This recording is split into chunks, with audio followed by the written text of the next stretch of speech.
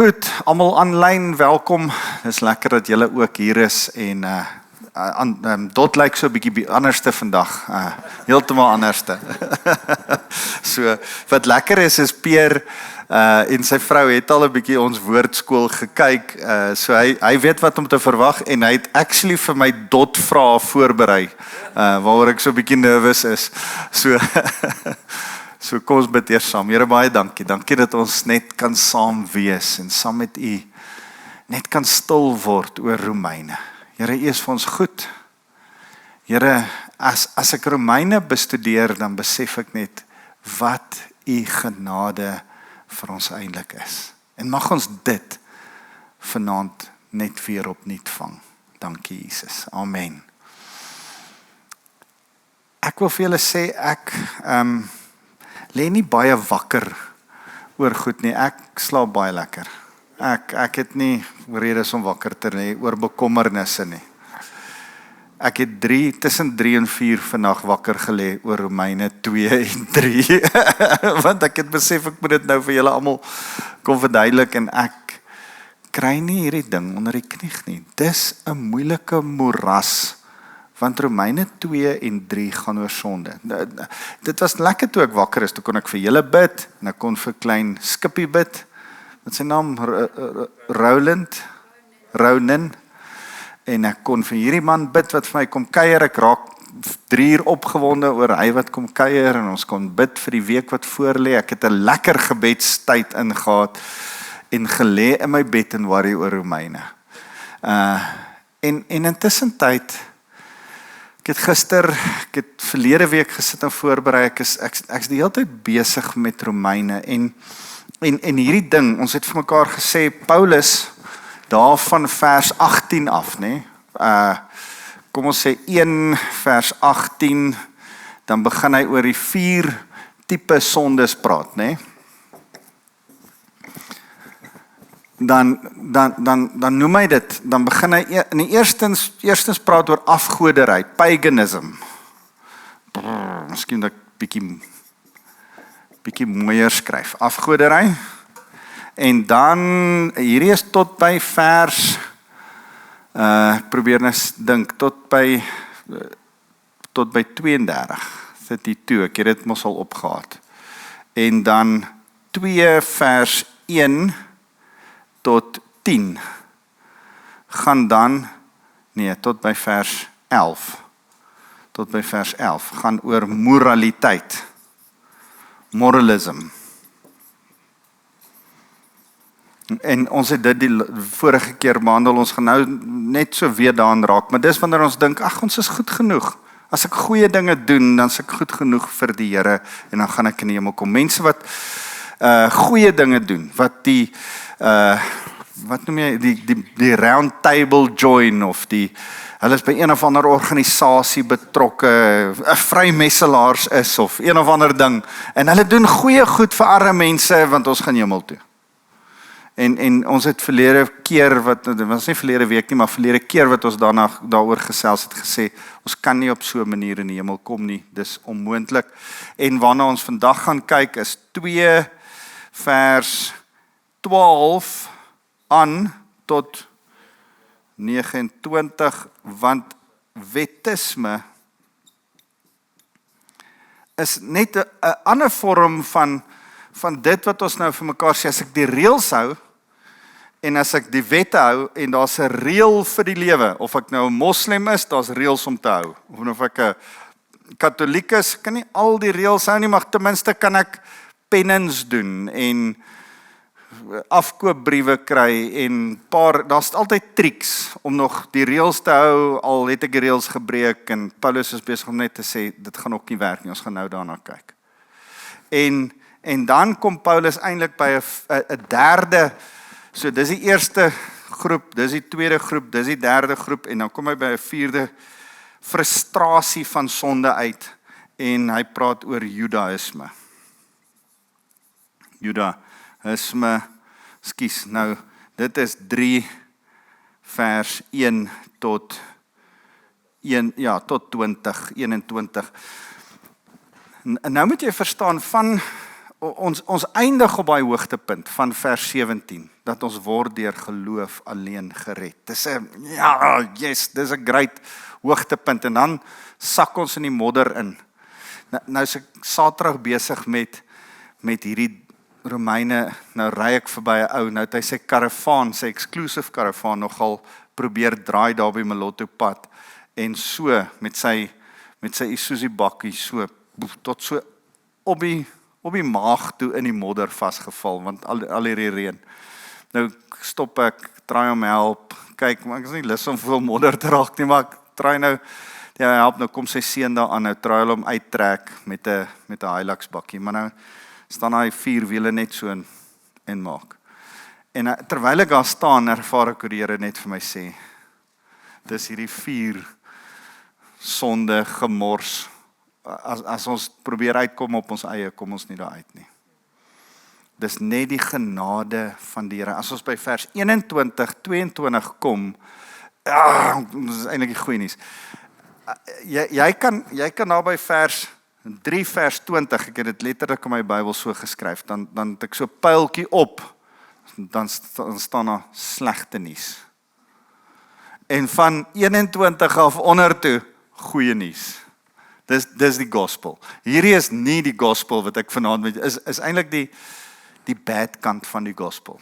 Hoekom ons die gospel nodig het. Paulus stel dit soos enige goeie advokaat, stel hy eers die aanklag, stel hy eers die probleem. Hy moet eers by die probleem uitkom voordat hy vir ons die oplossing kan bied. En die probleem het 4 dele. Of jy's 'n afgodsaanbidder wat dink jy kan een of ander beeldjie aanbid of in welles inval, en dan sê die skrif, en ons het dit met mekaar bestudeer in daai moeilike aand wat ons gepraat het oor homoseksualiteit, dan gee die Here jou oor aan jou sondige begeertes, aan jou welles.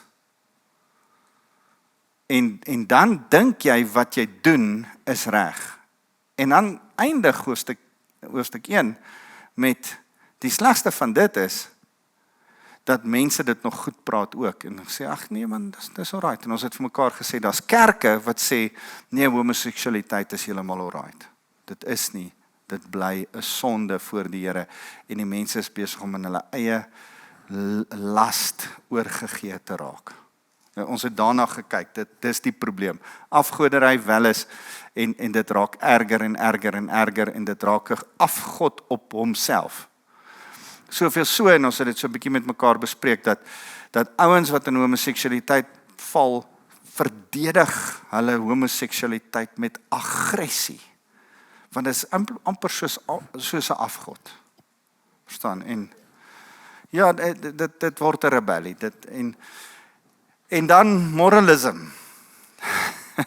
Dan vang hoofstuk 2 se begin ons almal uit, nê. Jy wat dink jy staan, oppas dat jy nie val nie. Basically dit wat Paulus op 'n ander plek ook sê van, hey, jy wat dink jy's heeltemal okay en heeltemal alright, want jy's daarom nie so bad soos hierdie klomp nie. Nee, is eintlik ook net so bad. En dan sê hy, dis die goedheid van die Here. Dis nie jou goedheid nie. Dis die goedheid van die Here wat ons tot bekering lei, nie jou goedheid nie. En dis wat ons verlede keer met mekaar bespreek het oor moraliteit is nie die goeie goedjies wat jy doen wat jou in die hemel bring nie. En ons het toe vir mekaar daai prentjie wat ek altyd vir julle teken. In Adam, toe val Adam en al die mensdom en ons beste werke is soos vuil lappe voor die Here.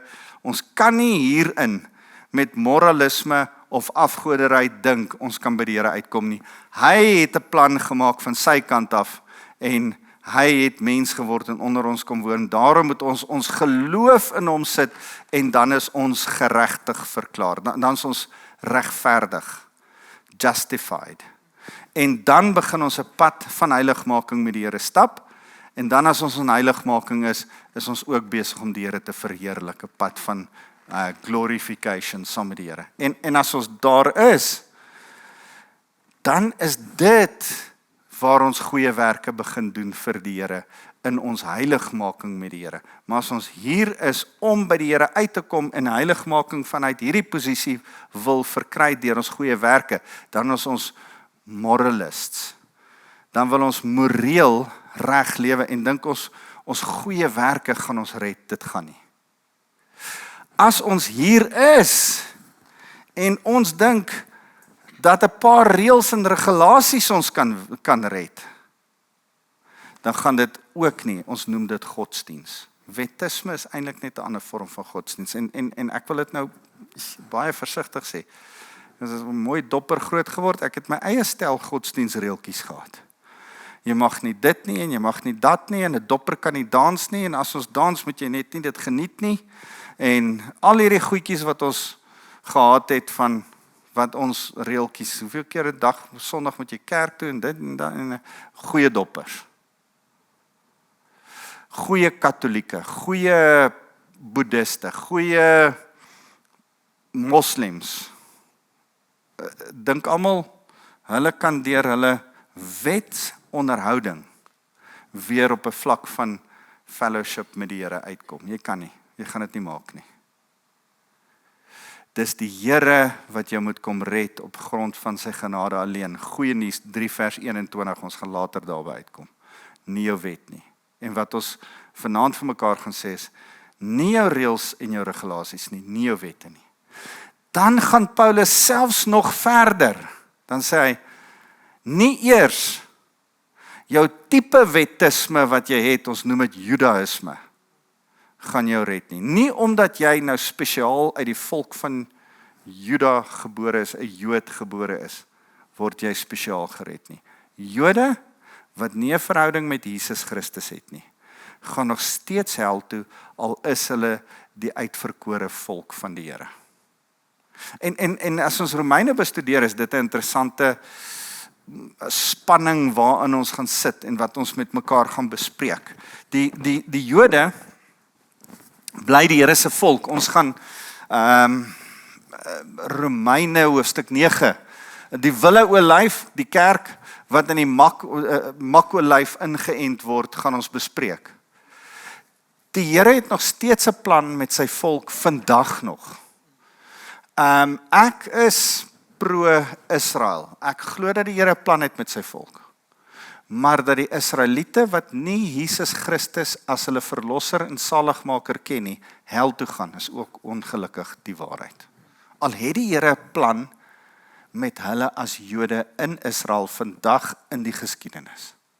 En ons gaan 'n bietjie daarna kyk as ons by Romeine 9 uitkom. Daar's nogal verwarring in die kerk en dit is 'n baie kontroversiële ding om deesdae te bespreek, maar ek dink ons moet praat ook oor waar ons staan in verhouding met Israel, wat ons glo oor Israel. Ek glo nie dat Israeliete, Jode, mense in Israel outomaties hemel toe gaan nie. Jesus, Johannes 14 vers 6, ek is die weg, die waarheid en die lewe. Niemand kom na die Vader behalwe deur my nie. As hulle hom verwerp hulle ewige lewe. Maar dat die Here hulle nog steeds gebruik, soos wat hy vir Farao, soos wat hy vir Kore, soos wat hy vir Nebukadneser, soos wat hy mense van ander volke, soos wat ons Sondag gepraat het, hy Naaman kon gebruik, kan die Here ook die Jode gebruik. En 'n besonderse plan vir wat hy het vir die eindtye. Nou kom Paulus ook, as ons by hoofstuk 3 kom, dan praat hy oor hulle Joodskap. Dan sê hy eintlik basically vir hulle hierdie ding. Julle is gered op grond van julle geloof in Christus. Dis hoe julle gered word, nie op grond van die feit dat jy 'n Jood is nie. Dat jy 'n Jood is great. Die Here het iemand nodig gehad om die wet te openbaar aan die mensdom. Hy praat oor die gewete wat elkeen van ons het oor wat reg en verkeerd is. Sê, maar toe laat hy dit neerskryf, daarvoor het hy 'n volk nodig gehad. Maar die volk is nie noodwendig gered nie. En nou praat oor besnydenis en so aan, ons sal nog daarby kom. Jy wou iets gevra het oor hoofstuk 2. Ja, sommer maar net 'n vraag, daar by hoofstuk 2 begin hy sommer met die gedeelte, daarom is jy 'n mens wat oordeel wie jy ook mag wees, sonder verontskuldiging. En die hele gedeelte gaan oor ons wat nie mag oordeel nie, moenie oordeel nie. Wonder ek maar net tog ergens in die woord, praat Jesus en hy sê, oordeel jy die wat binne is, en hy oordeel, God oordeel die wat buite is. Nee, so moet net daai bietjie verduidelik. So dis so interessant. Ek het op Facebook die dingetjie gesit van, ek weet nie of julle gesien het, van die beere en die seuns. Want ek dis so 'n kontroversiële ding. En ek was verstom oor die comments op Facebook want iemand sê as ek by daai gedeelte kom, skiep ek dit, ek lees dit nie want ek verstaan dit nie. Ons moet nie dit met die Bybel doen nie, asseblief nie. Ons moet stoei tot ons dit verstaan. En wat ek ook net dink is, ons kan nie op 'n punt kom waar ons die Here verwerp soos wat Steve Hofmeyr, waar is ek nou, Steve Hofmeyr. Die Here, hy het mos so rukkie terug so groot belawe gehad oor daai spesifieke skrif. En dat hy nie eintlik die Here wil dien nie, oor dat die Here beere gestuur het om kinders te verskeer. En dan dink ek, miskien het jy net die kat aan die stert beet. Kan jy die Here 'n kans gee? Dalk is die Here nie verkeerd nie, maar jy verkeerd. By the way, as daar enige kans is dat iemand verkeerd is dit heel moontlik jy en nie die Here nie. So, Steve, jy is baie keer reg, maar nie daai keer nie. So, en as ek aan hierdie goed dink, dan dink ek ons mis goed in vertalings en dis weer met oordeel. So, daar's 'n in Afrikaans dan het ons woorde van oordeel, beoordeel en veroordeel. En wat die skrif baie duidelik sê is, ek en jy mag nie veroordeel nie. Ultimately mag ek en jy nie sê, daai ou, daai dimmen, hy is so vrekstout, hy gaan hel toe. Jy mag nie dit sê nie. En nou sê Jesus, as jy net sekere goed sê, jy kan nie vir 'n ou sê idioot nie. Jy kan nie vir 'n ou condemn met jou woorde nie, want jy mag hom nie vervloek nie. Wat ons Sondag ook gesê het oor die 10de. Ouens moet oppas wat hulle preek. Daar's kerke wat preek, as jy nie 'n 10de gee nie, word jy vervloek. Ons glo dit met my hele hart nie, want Jesus het elke vloek aan die vloekhout kom vervul, kom neutraliseer, kom in 'n seën verander. Daarom glo ek, jy's nie geseënd as jy nie jou 10de gee nie. Maar wanneer jy jou 10de gee, is jy geseënd. Maar jy's nie vervloek as jy nie jou 10de gee nie. Sorry. Ons kan miskien sê, as jy stil staan, lyk dit asof jy reverse. Maar jy reverse nog nie. Jy's nie vervloek nie, jy staan net stil. Maak dit sin? En ek dink kerke wat sê, jy's vervloek as jy nie jou 10de gee nie, jy beter jou 10de gee. Is besig om verkeerde lering te bring uit selfgewin uit. Hulle wil eintlik die geld hê. En ons moet baie versigtig wees om dit te sê. Ons moet die waarheid bly preek. Ons kan nie, wanneer ons vervloek, veroordeel ons. En ons kan nie veroordeel nie. Ons kan nie mense slegs sê, vervloek, sê, hierdie ou gaan hel toe, of dit gaan met jou gebeur, of mag, goed wat ons in die laaste tyd gehoor het, mag Cyril Ramaphosa dit en dit oorkom. Don't go there. Dis nie jou plek nie, dis nie jou werk nie, dis die Nuwe Testamentiese, moenie veroordeel nie. Maar mag ons beoordeel. Ons noem dit onderskeiding van gees, of onderskeiding van vrug. Daar's onderskeiding van gees en die geesteswêreld en wat in iemand se gees aangaan. Ek klik met hierdie ou toe ons al net oor die telefoon gesels. Ek like hom. Want ons gees klik met mekaar. Dis 'n onderskeiding van gees. As ek sien wat hy doen en as ek hoor hoe hy met mense werk, dan resoneer dit met my gees. Want ek moet die vermoë hê om met my gees te beoordeel. As ek in counselling sit, as ek met jou praat, moet ek agterkom wat gaan eintlik ook hier aan. Ek moet met my gees kan beoordeel. Ek dink daar kom ook 'n tyd wat ons skerp genoeg moet wees om agter te kom, ken hierdie persoon die Here of ken hy nie? Moet ek persoon om hierdie ou na die Here toe te lei of kan ek maar net hom soort van guide and teach want hy's eintlik klaar al tot bekering? Dis beoordeel. En nou sê die skrif, ons moet 'n boom word aan sy vrug geken. as hy nie vrugte dra nie, of hy dra slegte vrugte, dan het hy 10-1 nog nie tot bekering gekom nie. Dan mag ek en jou hom nie vervloek nie. En onthou Jesus met die vyeboom. Dis nie my en jou se job nie. Dis hy is die regter wat kom om te veroordeel. Nie my en jou se werk nie. Maar ek en jy moet kom beoordeel, sodat ons lewe kan spreek, sodat ons in ongereddes redding kan inbid, sodat ons mense by Jesus Christus kan uitbring. So, moet asseblief beoordeel, maar moet nie veroordeel nie. En dan moet jy asseblief oordeel vel.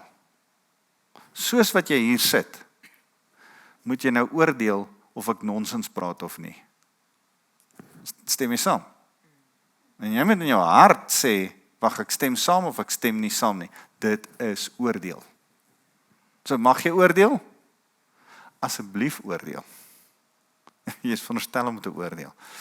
Oordeel asseblief elke ou wat jy op YouTube kyk, want daar's 'n paar cowboys daar buite. Ek is so versigtig al oor die weird goed wat ek sien, dat ek wil sê, moet asseblief nie YouTube kyk nie, maar kyk asseblief YouTube. Maar kyk dit met oordeel. Kyk dit met discernment, kyk dit met wysheid, kyk dit met, hoorie, ek moet versigtig wees van wat ek hier diep in my hart laat insak en inneem. En dan moet jy die wysheid en die oordeel hê om te sê, luister, as hier, ek hou daarvan om na 'n sekere topik te kyk en dan na 'n podcast toe te gaan van hierdie topik en te sien wat sê mense oor dit. En dan kom ek by die Church of the Latter-day Saints, die Mormone. Skip. Want al het hulle dalk iets nice om te sê oor Naaman, byvoorbeeld. Ek wil nie by hulle, want my gees gel nie met wat hulle sê oor Jesus en wie Vader is nie. Skip. Ek het klaar al in my lewe 'n oordeel gevel oor hulle waarheid, hulle consistency van die waarheid. En die feit dat hierdie boek nie hulle enigste boek is nie, maar hulle die boek van Mormon. Nee, hou verby. Ek wil nie. So oordeel ek? Ja. Veroordeel ek? Nee. Die Here moet dit kom doen. Beoordeel ek? Ja. Ek kan vrug sien. Ek kan ook, as ons oor die Mormone praat, oor hulle vrug praat. Dan wanna go there. So, Christene moet oordeel, ons moet beoordeel, maar ons moet nie veroordeel nie. So, as hy sê, daarom is daar vir jou, o mens, wat oordeel. Eintlik hier, wat veroordeel. Nee, ons praat nou van veroordeel, wat in jou kop sê, ja, julle klomp afgodsaanbidders, julle gaan reguit hel toe. Julle homoseksuele, julle gaan reguit hel toe, want jy veroordeel. En ouens, ons in die kerk doen dit gou. Pas op wat jy in jou gedagtes dink in terme van veroordeling oor homoseksuele. Ek vertel altyd die storie en ek dink ek het julle vertel hoe ek en Dot Parys toe gegaan het. Ons heel eerste dag in Parys, nie in die Vrystaat nie, Parys in Frankryk. En ons sukkel, ons kom 'n Saterdag 1 Julie daaraan. Is ons huweliksherdenking. Ons 25ste huweliksherdenking. Nou kom ons 1 Julie daaraan. Dis hulle somer, midsomer. Nou kom ons onder uit die duikweg uitgestap en toe ons uitkom, toe is dit 'n gay parade. Stap ons in en as mense wat vir ons kondome uitdeel en sweet en stink en jy weet nie, is dit nou 'n man, is dit nou 'n vrou, is dit wie's hierdie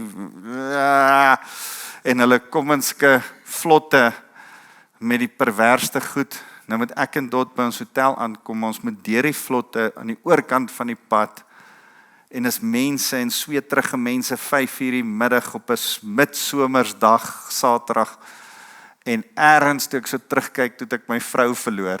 Julle, maar ek voel soos iemand in Sodom en Gomorra.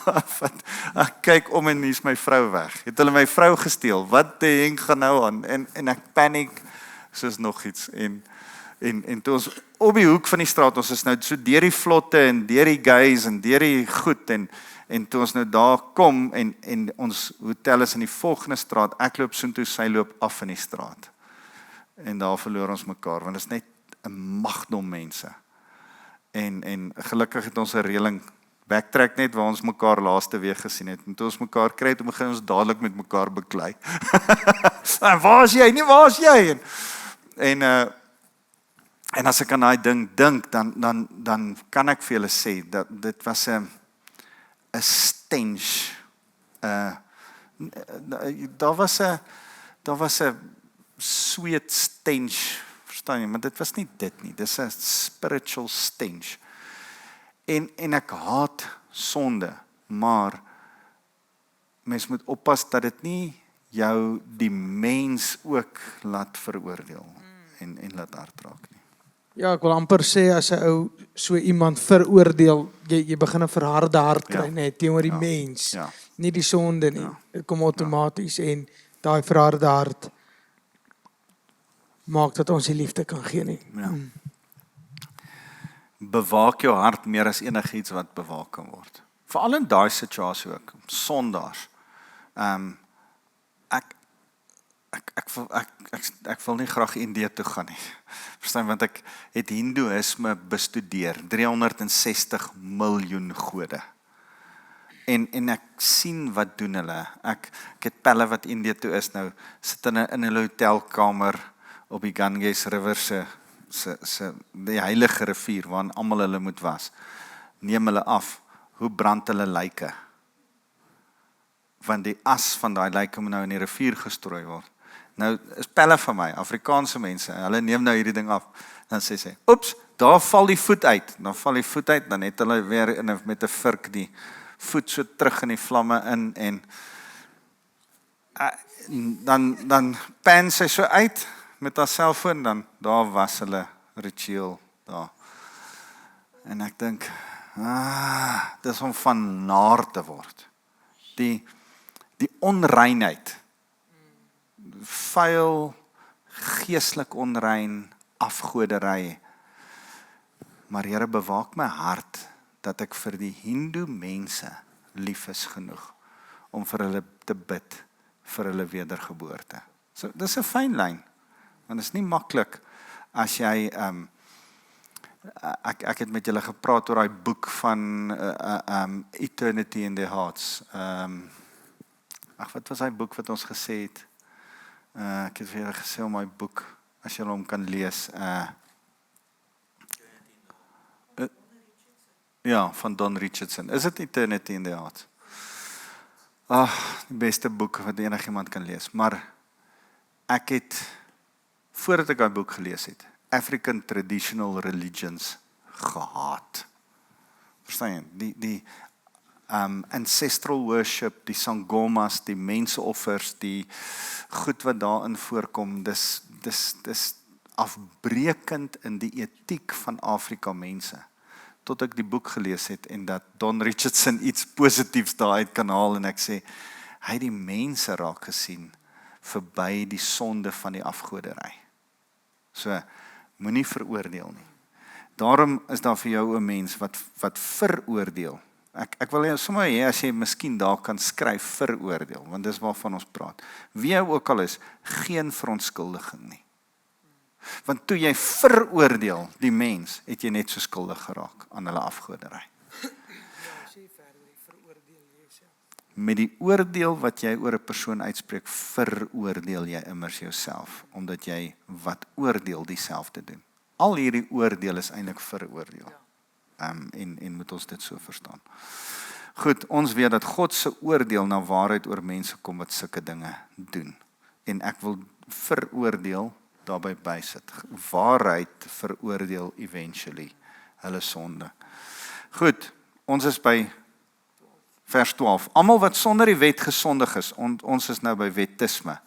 Almal wat sonder die wet gesondig het, sal ook sonder die wet verlore gaan. Maar almal wat binne die wet gesondig het, sal deur die wet geoordeel word. Hulle gaan, die oordeel sal oor hulle gevel. Eintlik is dit weer veroordeling gaan op hulle gebeur, Die Here gaan daai oordeel toepas, ons besig om oor veroordeling te praat. Hoor wat mooi wat sê in vers 12, almal wat sonder die wet gesondig het, sal ook sonder die wet verlore gaan. Ons is besig om te praat oor daai eerste sonde, paganism, né? Of mense wat dink hulle is so goed, want hulle het een of ander goeie dade gedoen. Nou sê hy vers 13, dit is tog nie die blote hoorders van die wet wat voor God regverdig is nie, maar dit is die daders van die wet wat geregverdig sal word. En nou haak hy dit net in, hy gaan dit nou verder, dis soort van die hooftema, nou gaan hy verder daarop uitbrei. Jy is nie net gered omdat jy die wet het nie, net omdat jy die wet gehoor het as 'n kind nie, of 'n Jood is wat besny is en nou deel is van die wet nie. Nee, jy moet die wet toepas en uitleef.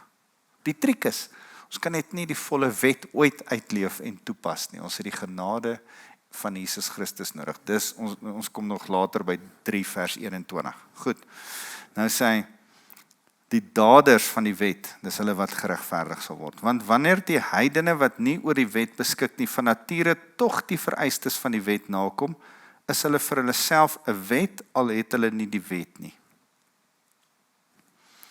Hulle wys duidelik dat die uitvoering van die wet in hulle harte geskryf staan en hulle gewetens bevestig dit, en hulle teenstrydige gedagtes sal hulle soms aankla en soms verontskuldig. So wat die Bybel sê is, as mense glad nie die wet het nie, 'n Eskimo, 'n Boesman, ek het al baie mense gekry wat vir my vra, maar wat van 'n Boesman, wat nog nooit van Jesus gehoor het nie? Elke mens is gemaak met 'n gewete. En dis daai Ecclesiastes Prediker 4 vers 8 wat sê, every man has got eternity written into his heart. Ons elkeen weet eintlik intern wat reg is en wat verkeerd is. Die probleem is, jy moet mooi hoor wat sê ons. Elke mens weet wat reg is en wat verkeerd is, maar elke mens, sê Jeremia 17, is eintlik evil in his heart intent. Ons kies dan die verkeerde kant. Elke mens is geneig om die hele tyd, hy weet wat die regte ding is om te doen, en dan val hy van die pad af.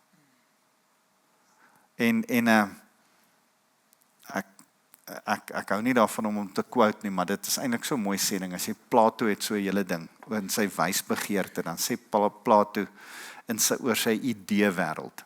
Dan sê hy, elke mens, voordat hy gebore is, het jy al ooit hierdie gehoor van Plato? Dan ken jy hierdie storie van hom. In filosofie het ons hierdie weird goed gedoen. En dan is elke mens is op 'n wa, op 'n strydwa. En jy ry om die wêreld, in die idee wêreld. Die idee wêreld is ons weergawe die hemel. Perfekte wêreld daarbo. Dan ry jy met 'n strydwa al om die regte wêreld, sê Plato. Maar jou een perd is 'n swart perd en jou ander perd is 'n wit perd. Jy het 'n slegte kant en 'n goeie kant. En dan eventually dan begin jy belangstel in hierdie wêreld. En jy kyk, maar die swart perd moet jou in die hemel hou, moet jou in die idee wêreld hou. Maar eventually wen die swart perd een of ander tyd. En dan val jy in die wêreld en jy word gebore en jy het alles vergeet. En dan is jy gebore in hierdie wêreld en dan het jy partykeer idees. Jy onthou wat is die hemel se perfekte. Daar was 'n stoel in die hemel wat perfek is en dan kry jy 'n kreatiewe gedagte van hoe om 'n stoel te maak en dan kan jy hom maak want jy onthou iets van die idee wat Plato se. Ek weet dit klink weird, maar baie van ons gedagtes oor hoe die hemel is en wat die hemel is en hoe ons werk, kom uit Sokrates, Plato, Aristoteles se Griekse wysbegeerte uit die manier hoe hulle gedink het. 'n Bietjie weird, snaakse goed en so dit klink weird, maar baie van ons denkwyses is Griekse denkwyses wat van daar af kom. Die feit van die saak is, as hy hier sê, Ons elkeen het 'n gewete. Het Plato al gesien daar's 'n wit kant? Daar's iets goeds in ons wat ons eintlik veronderstel is om ons weg te hou van evil af. Elke mens het dit. Jeremia sê, ons kies die verkeerde kant. Daai swart perd wen die hele tyd. Jy kan nie op jou gewete alleen aangewese wees om gered te word nie. Dis eintlik wat hy sê. Maar jy kan nie sê, ja maar die arme mense het nie Jesus gehad of die Bybel gehad nie. Nee, hulle het 'n gewete gehad soos ons almal. Maar die gewete drop ons. Ek weet nie. Ek dink vers 34, check net. Kyk gou wat vers 34 is. Okay. So dis ons gewete, wat jy sê. Nou sê hy, op die dag wanneer God die verborgde dinge van die mens volgens my evangelie deur Christus Jesus sal oordeel. Wanneer hy die verborgde dinge gaan oordeel, gaan hy ook die wat in hulle gewete nie reg gedoen het nie oordeel. Jy noem jouself tog 'n Jood, jy maak staat op die wet en jy beroem jou op God. Jy ken sy wil en onderskei die dinge wat saak maak, omdat jy uit die wet onderrig word. Jy is daarvan oortuig dat jy 'n gids vir die blindes is, 'n lig vir diegene in duisternis, 'n leermeester vir die onkundiges, 'n onderwyser vir klein kindertjies, omdat jy in die wet die beliggaaming van kennis en waarheid het. Hy is besig om vir die Jode te sê, julle is die ouens wat die ander ouens van hierdie woord moet leer, moet gee, hy het verskillende mooi maniere.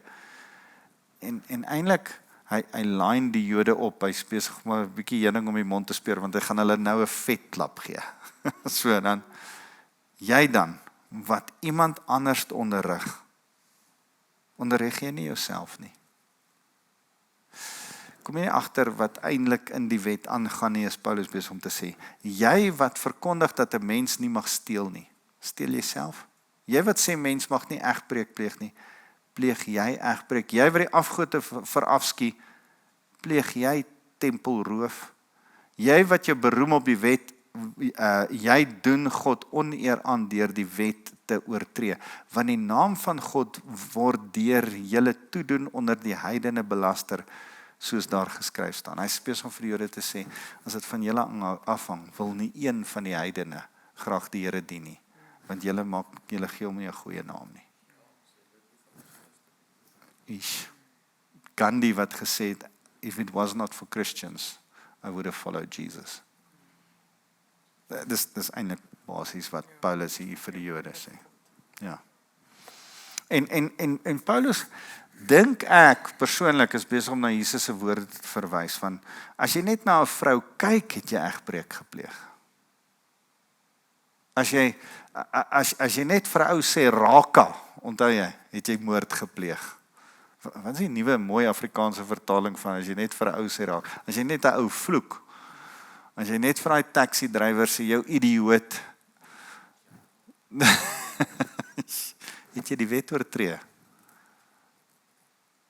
So, ons gee nie die wet 'n goeie naam nie. Onthou hoe ek vir julle gesê, ons is in 'n moeras van sonde. En miskien voel julle ook soos ek van, hoe kom ek hier uit, Here? Hou byt vas, 3 vers 21. Ons kom daarby. Maar jy moet eers agterkom. En ek dink dit is so geskryf, sodat jy oor en oor kan agterkom dat, wanneer jy dink jy is eintlik oulik, is nie so oulik nie. Wanneer jy dink jy doen goeie goed, not good enough. Wanneer jy dink, ja, maar ten minste het ek die wet. Ja, maar die wet veroordeel jou eintlik. Wanneer ek dink, okay, maar wag, ek het 'n plan, my manier van die Here aanbid, ek kan dit self opmaak, en sê die Here, okay, maar dan gaan ek jou oorgee aan jou eie begeertes en liste. 17:9. Ja, Jeremia, ja. The heart is deceitful above all things and fully corrupt. Who can understand it? Sjoe, dis so 'n hartseer skrif. So al ken ons gewetens die regte goed, is ons hart maar eintlik korrup. Jeremia 17 vers 9 is 'n opsomming van hierdie hele 4 goed wat eintlik aangaan. Weet sê.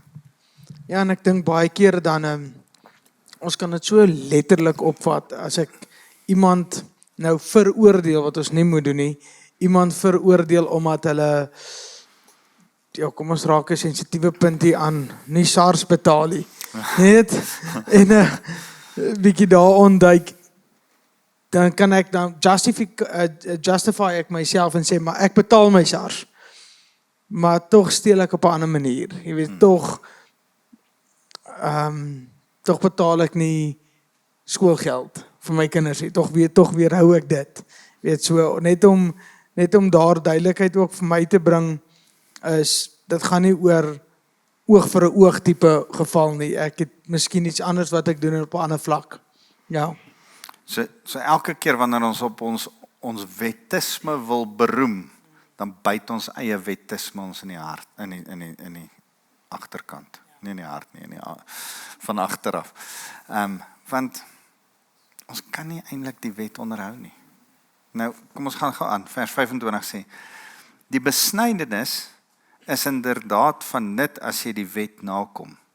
Maar as jy 'n oortreder van die wet is, het jou besnydenis onbesnedenheid geword. Luister, as jy 'n Jood is wat besny is, dan is jy nie gered omdat jy besny is nie. Jy moet nog steeds die wet in jou hart onderhou. Die besnydenis is net 'n teken dat jy een is wat die wet onderhou. Ek het in 'n kerk groot geword waar die besnydenis en die doop met mekaar vergelyk word. Ons word as kinders gedoop as in daai kerk en dan is jy 'n verbondskind. En jy dien nie die Here at all nie. En dan kry jy jou wynlisensie, dan mag jy nog drink ook as jy belydenis van geloof af lê, dan mag jy 'n wynlisensie, dan mag jy drink. Ek was so verstom. Ek het belydenis van geloof afgelê en nie noem mense om my, yes, ons het ons wynlisensie gekry. My pa het gelukkig nie daarvan gepraat nie. Dus ek verstom om te sien hoe korrup mense was. Hulle dien nie die Here nie, maar die rituele wys dat ons eintlik die Here se is. Nee, die ritueel wys nie dat jy die Here se is nie. Die intent van jou hart wys of jy by die Here is of nie. Die ritueel is net 'n bevestiging daarvan. En is dit nie so hartseer dat die ritueel goedkoop geword het, omdat die mense nie eintlik leef wat die ritueel is nie. Daarom moet ons ons as charismatiese kerk, moet mooi dink voordat ons mense doop. Dis hoekom ons 'n doopklas hou met elkeen wat gedoop wil word. En ek wil eers seker maak, of verstaan jy wat jy besig is om te doen? Want ek wil dit nie eventually oor 'n lang tyd goedkoop maak nie. Dis soos ons wil nie vir almal antibiotika gee nie, net nou werk dit nie meer nie. Verstaan jy? Ons wil nie eventually dit so goedkoop maak dat die kerk dink, ag, kom ons doop maar enige iemand. Nee, wag. Vang jy dat geloof doop vooraf gaan? Dat geloof, die doop is eintlik net 'n bevestiging dat ek tot geloof gekom het. Die doop bring my nie by geloof uit nie. Ek hou van die een kommentaar wat ek lees, die ou sê, dit is soos om te probeer om met 'n tou te stoot. Jy kan nie met 'n tou stoot nie. Jy kan net trek. Jy kan nie die volgorde verkeerd om laat werk nie. En dis wat Paulus sê. Hy sê, en as onbesnede mense die voorskrifte van die wet uitvoer, sal hulle onbesnedenheid dan nie tot besnedenheid gereken word nie. Jy kan besny wees in jou hart, al is jy nie besny in jou vlees nie. Boonop sal die mense wat van nature onbesnede is, tog die wet nakom, oordeel oor jou, wat ten spyte van die letter van die wet en die besnydenis 'n wetsoortreder is. Want om 'n Jood te wees is nie iets uiterliks nie. En besnedenis is nie iets wat uiterlik aan die liggaam geskied nie. Ek wil hier, die van julle wat, was dit gister se stukkie Esegiel 15. Onthou julle, gister het ek 'n stukkie geskryf van ons oggendagstukkie. Esegiel 15. Toe klik ek wat die Here sê van die wingerdstok is verbrand. Israel sal nie meer my wingerdstok wees nie, want ek ek besef toe Jesus sê, Johannes 15, Esegiel 15, Johannes sê sê Jesus in Johannes 15, ek is nou die nuwe wingerdstok, wie in my bly, sal lewe. En eintlik wat Jesus sê is, ek is die Abraham, wat 'n nuwe volk vorm. Die wingerdstok van Abraham se Israel, want Israel was 'n wingerdstok genoem. Ek kom vervang dit as die nuwe wingerdstok. Jy moet nie meer in Abraham 'n Jood wees nie, jy moet nou in Christus 'n volgeling van Christus wees om lewe te kry. So Hosea 10 vers 1, Esegiel 15 en Johannes 15 loop so mooi saam. En vir ons as wedergebore Christene beteken dit is ek hoef nie 'n Jood te wees om nou 'n Christen te wees wat vrug dra nie. Ouens, hierdie ouens met Jewish roots en die goed, ek wil amper sê die gaga goed wat mense begin uitdink om al die Joodse goedjies. Ek is so bly dat ons oor hierdie goed kan praat. Ek so bly oor jou wat toere Israel toe vat en nie die Joodse goedjies vasgeval raak nie. Dankie tog. En pas op vir die Joodse goed is mooi. Ek het 'n talit. Hy's nice. Ek hoef hom nie te dra om te bid nie. Hy lê daar. Ek hou van die Hebreëse woordjies daarop. Verstaan jy? Hy maak 'n lekker tafeldoek. Daar is goedjies wat ons kan. Mariel, jy's laat. Welkom. Ja. Jy's 'n uur laat. Jy het dit gemis. Ja, jy moet maar Woensdag kyk. So ek kom seker van die werk af. Okay. Toe ons vergewe jou. So, moet asseblief nie in hierdie Joodse goed vasval nie. Ek het ook 'n, wat noem jy daai dingetjie op die deur? Ek hou daarvan, dis mooi, ek hou van die simboliek daarvan. Ek's nie religious oor een van hierdie goed nie. Moenie in die Joodse goed vasval nie. En pas op dat jy nie met jou Joodse goedjies vir 'n ander oue struikelblok bring nie. So,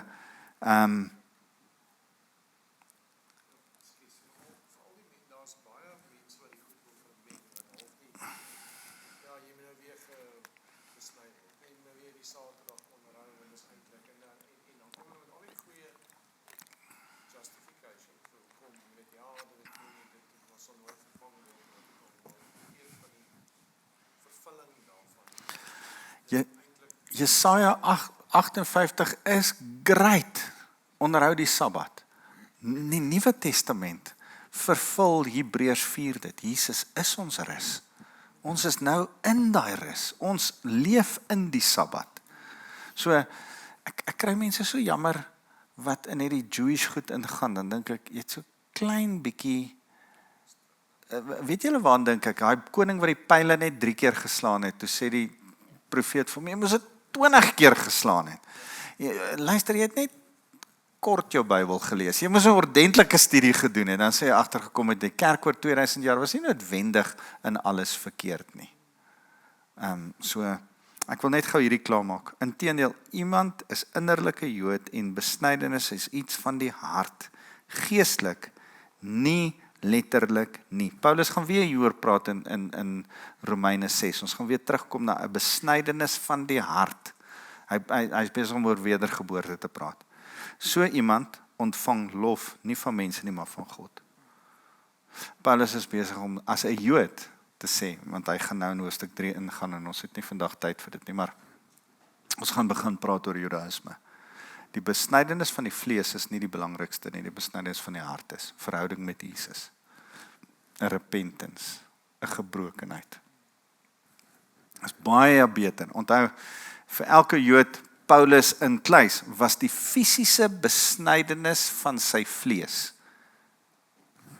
Baie grafiek, want net nou vang jy dit nie, die voorvel van sy penis, wat afgesny moet word op 8 dae.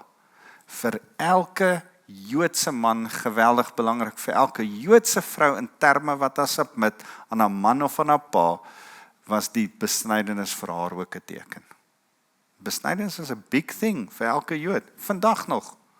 Nou kom Paulus en sê, is nie so 'n big thing nie. Wat belangriker is die besnydenis van jou hart. Ja. Ja. Enige vrae? Enigiets van daar af aan? Miriel, kyk om Woensdag, sal jy? Ja, is nog lekker om jou te sien. Goed. Enige vrae, Jolanda? Is julle reg? Daisy?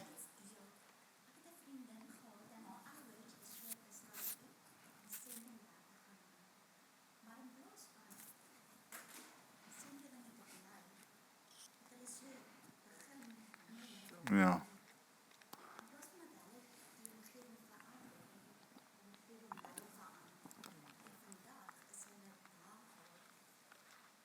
Jode.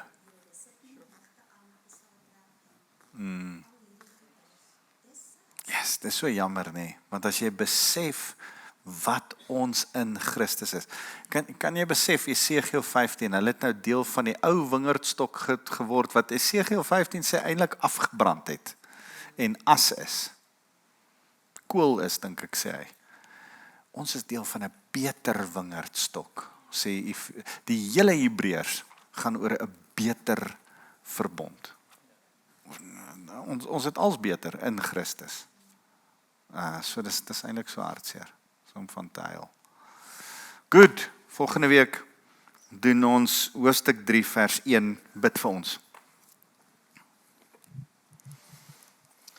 Ons maak 3 oë.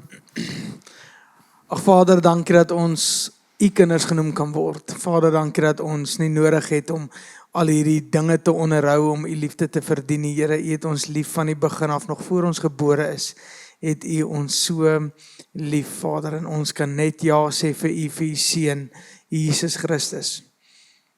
Here, gaan met ons vanaand waar ons terug huis toe, boete bewaar ons, laat ons veilig wees, en laat ons u koninkryk sal uitleef in ons karakter, en ons verhouding met u in Jesus naam. Amen. Amen. Kan ek julle huiswerk gee? Moeilike huiswerk. Gaan lees weer 1 vers 18 tot 3 vers 20. Ons gaan volgende week weer aan met 3 vers 1 tot 20, die Judaïsme gedeelte. Maar ek wil hê jy moet besef, en as jy hierin vasval en sê, dit is moeilik, dan is jy op die regte plek. Dis 'n moeras van sonde wat beskryf word, dis 'n probleem, dis 'n argument van niemand van ons is ooit goed genoeg nie. Dis wat jy moet vang. Gaan lees dit weer in een sitting deur. Ja, huiswerk, sien julle volgende week. Dankie julle.